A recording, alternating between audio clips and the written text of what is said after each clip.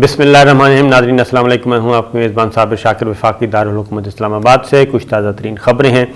ख़बरें कुछ इस तरह से हैं जी, पाकिस्तान का जो दुश्मन है, पाकिस्तान के दुश्मन कुछ हमें नज़र आते हैं, कुछ हमें नज़र नहीं आते।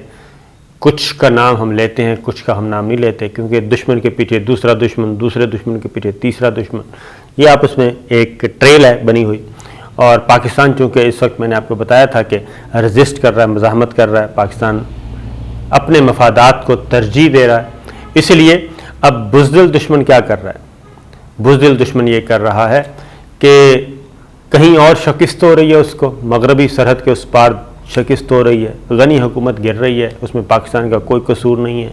गनी हुकूमत को गनी बिरादर जो हैं वो गिरा रहे हैं, इसमें पाकिस्तान का कोई कसूर नहीं है। वो मुसलसल मुख्तलिफ सूबों पे कब्ज़ा कर रहे हैं। अब उन्होंने सूबाई दारुल हुकूमतों पे कब्ज़ा करना शुरू कर दिया है, और गनी जो हुकूमत है उसकी फ़ौज, उसके सारे करता धरता, उसको पीछे दबाने वाले और हिम्मत देने वाले सब कहीं भी नज़र नहीं आ रहे।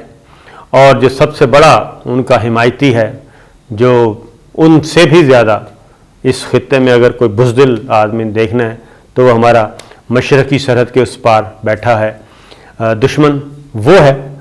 और उसमें और तो हिम्मत है नहीं, वो बस ज़्यादा से ज़्यादा ट्रेनिंग दे सकता है और कुछ असला भिजवा सकता है, ख़ुद नहीं जा सकता, क्योंकि ना ख़ुद वो पाकिस्तान से लड़ने की पोजीशन में है, ना चाइना से लड़ने की पोजीशन में है, ना किसी और से लड़ने की पोजीशन में है। और उसने अपनी 9 लाख फ़ौज तो सिर्फ पिछले 4 दिहाइयों से बिठाई हुई है हमारे मकबूजा कश्मीर में। तो ये चीज़ है। अब पाकिस्तान में मुसलसल दहशतगर्दी के वाक़यात हो रहे हैं और मुसलसल हो रहे हैं, और अब तक 167 दहशतगर्दी के वाक़यात हो चुके हैं। और ये दहशतगर्दी के वाक़यात की सारी जो सरज़मीन इस्तेमाल हो रही है वो कहाँ हो रही है? गनी हुकूमत और मोदी हुकूमत, ये दो हैं। और पाकिस्तान ना सिर्फ ये कि बड़े ज़बरदस्त तरीके से पाकिस्तान और पाकिस्तान की मुसल्लह अफ़वाज और पाकिस्तान के जो सिक्योरिटी इदारे हैं वो ना सिर्फ लड़ रहे हैं बल्कि कामयाब भी हो रहे हैं, और कई दहशतगर्द पकड़े भी गए हैं और कईयों को ठिकाने भी लगा दिया गया है। ये भी ज़हन में रखिए, मुख्तलिफ महकमे ये काम कर रहे हैं। और अब क्या हुआ है? अब सलामती कौंसिल में तो जो एक प्लान बनाया गया था वो चाइना ने वीटो कर दिया, वो उल्टा उनके गले पड़ गया। और पाकिस्तान और जो दासू में दहशतगर्दी का वाक़या हुआ उसको सलामती कौंसिल ने दहशतगर्दी साबित कर दिया, और इंडिया को कहा कि वो इंडिया और गनी हुकूमत को कहा कि जी आप ताउन करें। तो ये चीज़ें चल रही हैं। अब ताज़ा तरीन क्या हुआ है? कल पाक अफ़गान सरहद पे ही पाकिस्तान पे गनी हुकूमत वाली साइड से क्या हुआ जी? फायरिंग हुई है, दहशतगर्दों ने हमला किया है। और दहशतगर्द जो भी हैं हमें मालूम है, जिनके बारे में बड़ा शोर होगा था, ये सब के सब यहाँ से भागे हुए हैं, और कुछ NDS के हैं और कुछ मोदी हुकूमत के हैं। ये सब के सब इन्होंने हमला किया, पाकिस्तान ने जवाब दिया, और उसमें हमारा एक जवान ज़ख्मी भी हुआ। और उधर क्या हुआ ये उनको मालूम होगा। दूसरा एक और 2 दहशतगर्दी के वाक़यात हुए कोयटा में। सरीना होटल है जी, उसके सरीना चौक पे एक दहशतगर्दी का वाक़या हुआ और उसमें धमाका हुआ, जिसमें हमारे 2 जो सिपाही हैं वो अल्लाह को प्यारे हुए, जबकि कई ज़ख्मी हुए, शहरी भी ज़ख्मी हुए। ये भी एक डिवाइस के ज़रिए धमाका किया गया था। उसके बाद फिर एक और छोटा धमाका किया गया। ये 2 वाक़यात कोयटा में हुए। तो ये काम चल पड़ा है, और ये पहले से हमें इल्म है, पाकिस्तान को बहुत अच्छी तरह इल्म है, और इसमें कौन मुरव्विस है, कौन किसका कितना हाथ है, ये भी सारा मालूम है। और ये सब कुछ इसलिए किया जा रहा है क्योंकि पाकिस्तान ने इनकार किया है। पाकिस्तान ने इनकार इसलिए किया कि पाकिस्तान ने गनी हुकूमत को बचाने के लिए अपनी सरज़मीन देने से इनकार किया, नंबर 1। नंबर 2, उनकी आपस की लड़ाई में किसी तीसरे फरीक के ख़िलाफ़ پاکستان کیوں اپنی سرزمین دے، پاکستان کیوں اپنے اڈے دے، پاکستان کیوں اپنی فورسز بھیجے، پاکستان نے انکار کیا اور اس کا بدلہ اب اس طریقے سے لینے کی کوشش کی جا رہی ہے۔ اور چونکہ پاکستان نے ایک طویل لڑائی لڑی ہے اور اس کے جواب نہیں، اس وقت پاکستان خوشحالی کی طرف بڑھ رہا ہے اور سٹیبل ہے، لیکن یہ چیز قبول نہیں کی جا رہی اور تو کوئی ملا نہیں۔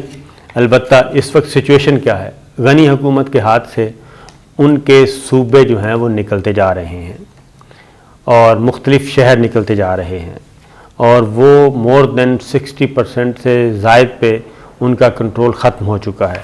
صوبائی دارالحکومت جو ہیں بڑے بڑے، وہ غنی حکومت کے حکومت سے نکل چکے ہیں اور وہاں پہ مزے کی بات یہ ہے کہ جو غنی برادرز کی جو فورسز ہیں وہ جہاں بھی جاتی ہیں ان کو ویلکم کیا جا رہا ہے، وہاں کے لوگ، مقامی لوگ ویلکم کر رہے ہیں اور سرکاری فوج جو ہے وہ ان کے ساتھ شریک ہو رہی ہے۔ اسی دوران ایک اور کام بھی ہوا ہے، 24 گھنٹوں کے اندر 2 صوبائی دارالحکومت ان کے ہاتھ سے نکل گئے۔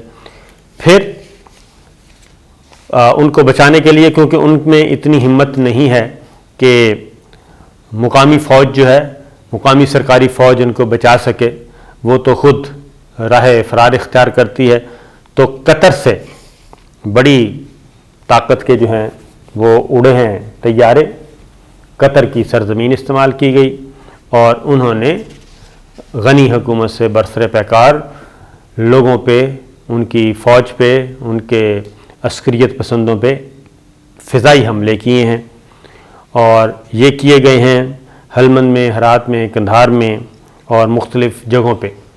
لیکن اس کے باوجود صورتحال یہ ہے کہ مختلف جو ہیں علاقے، وہ کیونکہ مقامی جو فوج ہے، سرکاری فوج، وہ تو لڑنے کے لیے تیار نہیں ہے، تو یہ فضائی حملے بھی کوئی مؤثر ثابت نہیں ہو رہے اور اپنے شہریوں کو پہلے ہی وہ کہہ چکے ہیں کہ یہاں سے نکل جائیں۔ دوسری جانب ایک بھونڈا الزام وہ اب ہائیبرڈ اور جو ہے 5th جنریشن جنگ جو ہے وہ بھی چل رہی ہے، وہ ذہن میں رکھیے گا۔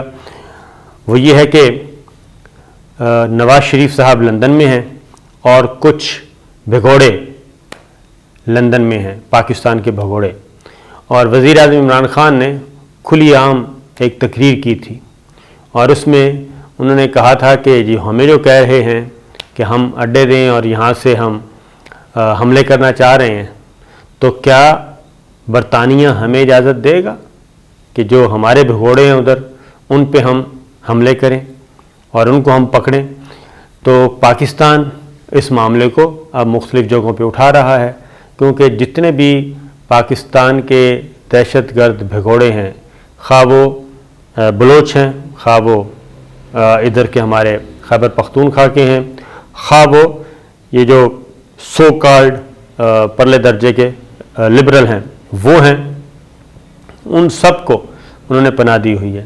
اب ایک آرٹیکل چھپوایا گیا ہے، آرٹیکل کہہ لیں، خبر کہہ لیں، اور وہ بڑی پلانٹڈ قسم کی خبر ہے، برطانیہ کا اخبار ہے، نام میں جان بوجھ کے نہیں لے رہا۔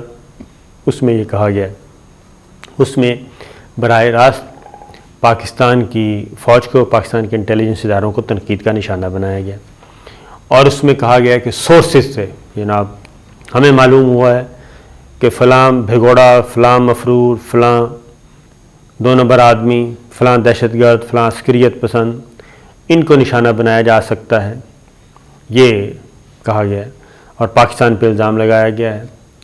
تو مطلب اور مقصد کیا ہے؟ یہ خبر پلانٹڈ خبر، اور آپ کو پتہ ہے کہ جب بین الاقوامی اسٹیبلشمنٹ اپنا کھیل کھیلتی ہے تو وہ کس طریقے سے، اس کی وجہ یہ ہے کہ سب سے بڑا جو مین نواز شریف صاحب ہیں، ان کے ویزے کی توسیع کی درخواست ہو گئی ہے کینسل، وہ معاملہ پھنسا ہوا ہے، اور اگر نواز شریف صاحب پاکستان آ جاتے ہیں، ڈیپورٹ ان کو وہاں سے کر دیا جاتا ہے، تو اس کے بعد یہ جھجک جو ہے وہ ختم ہو جائے گی اور یہ لمبی کیو ہے، اور اس کے بعد پاکستان اپنے مزید لوگ مانگے گا، اور وہاں پہ جو اسائلم پہ لوگ گئے ہوئے ہیں، سیاسی پناہ لیے ہوئے ہیں 2 نمبر طریقے سے، ان کے بھی اگر پروفائل ساروں کا بھیج دیا جائے اور وہ بھیجا جائے گا، یہ بات ذہن میں رکھیے، یہ میں خبر بھی دے رہا ہوں کہ یہ بھیجا جائے گا اور کیس ٹو کیس ان کو بتایا جائے گا کہ ان کا یہ ایشو ہے، یہ ایشو ہے، یہ ایشو ہے، یہ جنہوں نے سیاسی پناہ لی ہے یہاں پہ پاکستان میں ان کا ریکارڈ یہ ہے، تو یہ بنیادی طور پہ آپ کو بیوقوف بنا رہے ہیں۔ تو یہ لڑائی بھی ابھی شروع ہونے والی ہے، تو جتنے بھی باہر اس وقت بیٹھے ہیں ان کی واپسی کا سامان کیا جا رہا ہے۔ دوسری جانب انڈیا نے کیا کیا ہے؟